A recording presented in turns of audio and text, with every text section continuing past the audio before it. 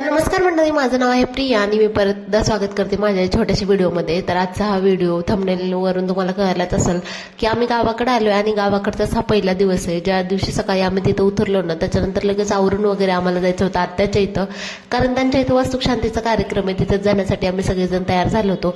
आता हे जे आहेत ना, हे माझ्या दुसऱ्या 2 जावा आहे. त्यासोबतच तुम्हाला मी माझ्या फॅमिलीची सुद्धा ओळख करून देते. तर जवळपास 5 जण भाऊ होते माझ्या सासऱ्यांना धरून, आणि ते सख्खे 5 जण भाऊ, आणि त्यांना प्रत्येकाला 2-2 मुलं आहेत. तर तसे सगळेजण मिळून आम्ही 10 जणी जावा होतो. त्यातले फक्त एका दिराचं लग्न राहिलेलं आहे, बाकी आम्ही सगळ्यांचे लग्न झालेले आहेत. आम्ही 9 जणी जावा आहेत. तर फक्त आम्ही पुण्याला राहते आणि 1 जण लातूरला राहतात, बाकी सगळ्या गावाकडेच राहतात. आता वास्तुशांतीच्या इथं तिथं गेल्याच्या नंतर सगळ्यात अगोदर आम्ही पाया वगैरे पडलो देवाच्या. तिथे तुम्ही बघितले असतील, ते सगळी अशी देवाची मांडणी वगैरे केली होती. आणि त्याच्यानंतर इकडे चालला होता आहेर चढवायचं, तर त्यांनी सगळ्यात अगोदर मामाला आहेर चढवून घेतला. आता हे जे आहेत ना, आमची जी फॅमिली आहे ना, ती खूप जास्त मोठी आहे. म्हणजे भरपूर अशा मावश्या, आत्या, तसंच त्यांना सुद्धा 3 आत्या आहेत आणि परळीला राहणाऱ्या आत्या. त्यांच्या इथंच वास्तुशांतीचा कार्यक्रम होता. आता इकडं ताईंचं वगैरे सगळ्यांचं चाललं होतं गिफ्ट पॅकिंग वगैरे करणं, त्यांच्याकडे काम दिलं होतं. त्याच्यानंतर त्यांनी मामाला आहेर वगैरे चढवून घेतला आणि लगेच मी सुद्धा आत्याला सुद्धा आहेर वगैरे चढवून घेतला.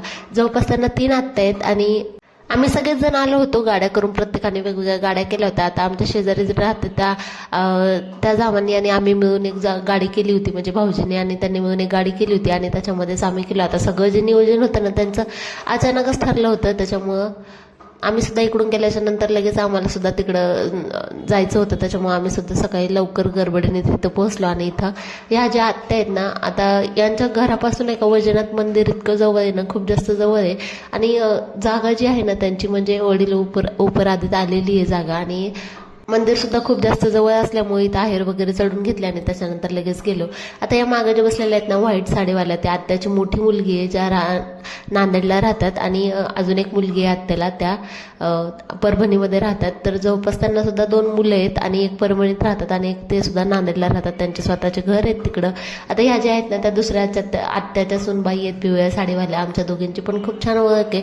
भरपूर वेळेस आम्ही बोलतो सुद्धा आणि त्यांच्या घरी सुद्धा गेले होते. आता ह्या आत्याच्या घरी नाही का पहिल्यांदाच आले होते मी. आता इथे त्यांचा आहेर वगैरे सगळं चढून घेतला.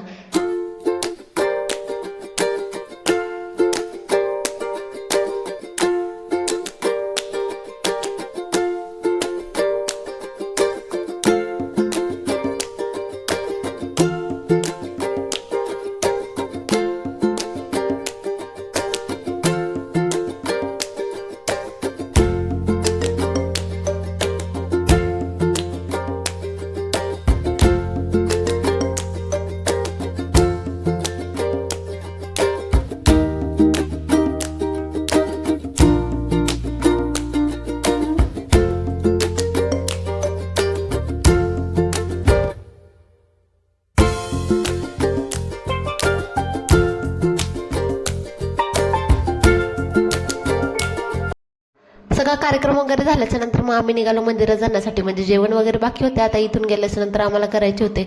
आता हे जे मंदिर आहे प्रत्येकाला माहितीच असेल, कारण 12 ज्योतिर्लिंगापैकी एक असलेले हे वैजनाथ परळीचं मंदिर आहे.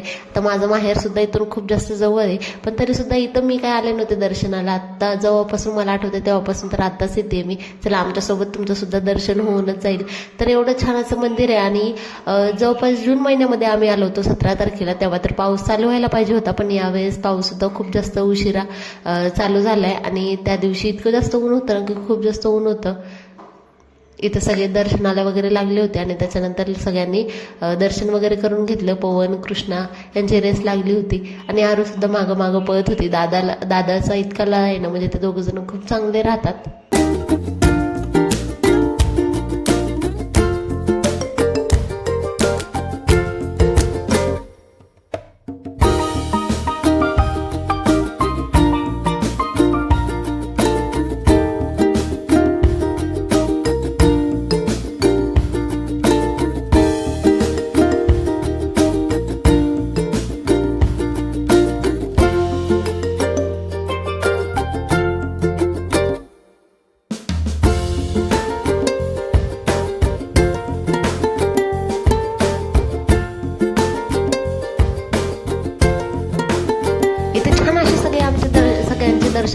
आले आणि इथं मला यायचं होतं कारण एका रीलमध्ये बघितलं होतं मी. आता ही जी गारगोटी निघाल्याच्या नंतर सगळीकडे पाणी पाणी होईल असं ऐकलं होतं. तेच मला बघण्याची इतकी जास्त उत्सुकता होते ना की ते कधी बघायला असं झालं होतं. दर्शन घेतल्याच्या नंतर आम्ही सगळीकडे फिरलो, सगळ्या गोल मंदिरातून फिरला आणि दोघं जणांना विचारल्याच्या नंतर त्यांनी सांगितलं की इथे येते. त्याच्यामुळे इथे येऊन मस्त व्हिडिओ वगैरे काढून घेतले आणि ते सुद्धा मी बघितलं की कसं आहे. इथं सुद्धा लोकांनी हळदी कुंकू वगैरे लावलं होतं आणि एक भरपूर अशी काही गर्दी नव्हती इथं. कारण आणि आरू इथं तुम्हाला दिसत असेल पवनने तिला उचलून आणले कारण पाय इतके जास्त पळत होते ना. आता तिची खूप जास्त काळजी घेतो मोठा दादा म्हणून. इथं आमचं फोटो वगैरे काढायचं चाललं होतं, सगळ्यांनी मिळून फोटो वगैरे काढले.